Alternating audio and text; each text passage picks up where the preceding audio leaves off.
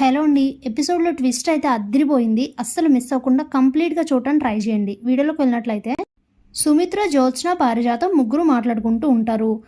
వెనక వైపు నుండి కార్తీక్ ఈ మాటలు వింటూ ఉంటాడు. అప్పుడే ఏంటిది సుమిత్ర, మీ మామయ్య నెల రోజులు మాత్రమే తనకి గడువు ఇచ్చినప్పుడు నువ్వైనా సరే అలా ఎలా కుదురుతుందని నీ కూతురు వైపు నుంచి నిలబడి మాట్లాడాలి కదా అని అంటే, జ్యోత్స్నే తప్పు చేసినప్పుడు దాన్ని ఎవరు మార్చలేరు అత్తయ్య.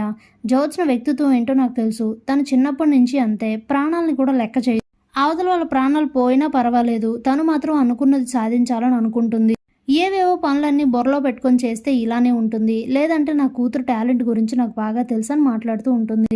ఇక మాటల ప్రస్తావనలో చిన్నప్పుడు కార్తీక్, జ్యోత్స్న వాళ్ళిద్దరిని తీసుకొని గుడికెళ్తుంది. అక్కడ కోనేట్లో కార్తీక్ మునిగిపోవడం, దీప వచ్చి కాపాడడం ఈ టాపిక్ అయితే వస్తుంది. అప్పుడే కార్తీక్ అయితే ఇది నిజమైన మా అత్త అంటే ఇలా ఉంటుంది అని అనుకుంటూ ఇక వీళ్ళ దగ్గరకు వచ్చి, అత్త అప్పటి ప్రాణదాత నాకు కనిపించింది, నేను తనతో మాట్లాడానని చెప్తే చాలా హ్యాపీగా ఫీల్ అవుతుంది.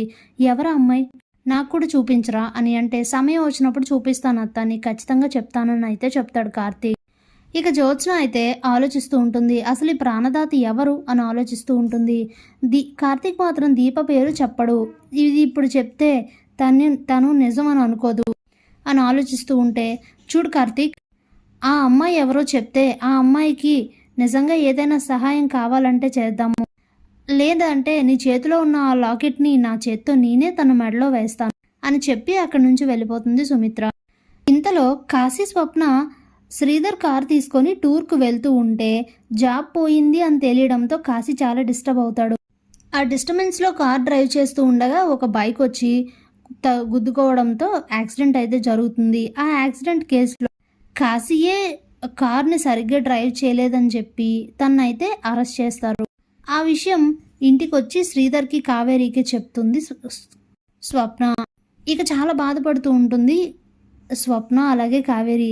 శ్రీధర్ చెప్తే వెళ్ళి వెంటనే అల్లుడి గారిని విడిపించండి, వెళ్ళండి, ఏదో ఒకటి చెయ్యండి అని అంటే, ఎంత తల్లి కూతురు చెప్పినా కూడా అస్సలు వినడు శ్రీధర్. అయితే అవకాశం దొరికిందని చెప్పి కార్తీక్కి ఫోన్ చేద్దాం అనుకున్నా వాళ్ళ దగ్గర నుండి ఫోన్లు లాగేసుకొని ఇద్దరిని ఓ రూమ్లో వేసి లాక్ వేసేసి అక్కడి నుంచి వెళ్ళిపోతాడు బయటికి.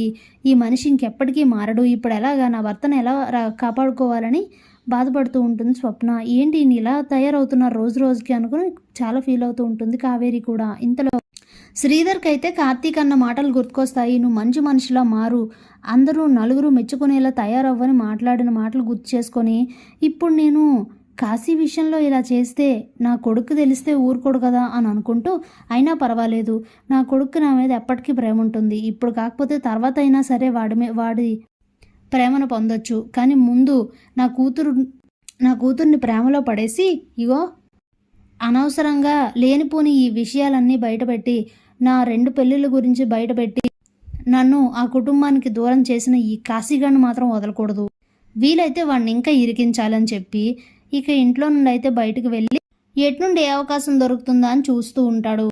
ఇక ఇంట్లోనే ఉన్న స్వప్న, కావేరి ఏం చేయాలి, బయటికి ఎలా వెళ్ళాలి అని ఆలోచిస్తూ ఉంటే అప్పుడే స్వప్న, అమ్మ ఆగు, అప్పుడు మా పెళ్ళికి ముందు నేను కాశీతో మాట్లాడడానికని సెపరేట్ ఫోన్ మెయింటైన్ చేశాను, అది ఇప్పుడు దొరుకుతుంది, ఇక్కడే ఉంటుందని చెప్పి అది తన రూమ్లోనే ఉంది, వెతికి తీసుకొచ్చి కార్తీక్ అయితే ఫోన్ చేసి జరిగిందంతా చెప్తారు. వెంటనే అక్కడి నుంచి దీప, కార్తీక్ అయితే వస్తారు.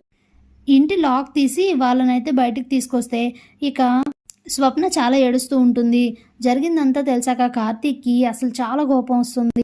ముందు స్టేషన్కి వెళ్దాం అని చెప్పి అందరూ కలిపి స్టేషన్కి వెళ్ళి కాశీతో అయితే మాట్లాడతారు. ఇక కార్తీక్, దీప ఇద్దరు హాస్పిటల్కి వెళ్ళి ఆ యాక్సిడెంట్ జరిగిన అతన్ని చూస్తే అతనికైతే పెద్దగా దెబ్బలైతే ఏమీ తగలవు, తన ప్రాణాలకు ఏ ప్రమాదం లేదు కాబట్టి ఎంతో కొంత అమౌంట్ ఇచ్చి కేసు పెట్టకుండా అయితే ఆపేస్తాడు కార్తీక్. ఇక కేసు ఫైల్ అవ్వదు కాబట్టి కాశీని అయితే విడుదల చేస్తారు. ఇక తీసుకొని ఇంటికి వచ్చిన తర్వాత శ్రీధర్ చేసిన పనికి ఇంట్లో శ్రీధర్ అయితే హాయిగా ఇంట్లో కూర్చొని ఉంటారు. ఇక దాంతో అందరూ ఇంటికి వచ్చిన తర్వాత కార్తీక్ ఆవేశానికి అసలు అవదలే ఉండవు, కాలర్ పట్టుకొని నిలదీస్తారు. నువ్వు తండ్రి కాబట్టి సరిపోయింది, లేదంటే ఈరోజు నీ పరిస్థితి ఎలా ఉండేదో తెలీదు, నిజంగా నీలాంటి తండ్రినందుకు మేము సిగ్గుపడుతున్నాం, మేము చాలా బాధపడుతున్నాం, నువ్వు చేసే పనులు అలా ఏడ్చాయి, అరే నీ ఎన్నున్నా సరే నీ కూతురికి ఇంత కష్టం వచ్చిందంటే నువ్వే కదా ఆదుకోవాలి, అలాంటిది నువ్వేంటి ఇలా తయారయ్యావు, ఇలాంటి మనిషిని నేను ఎక్కడా చూడలేదు మాస్టరు.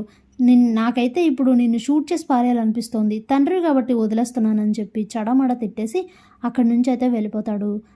ఇక కాశీ తిరిగొచ్చినందుకు స్వప్న అయితే చాలా హ్యాపీగా ఫీల్ అవుతుంది. Thanks for watching.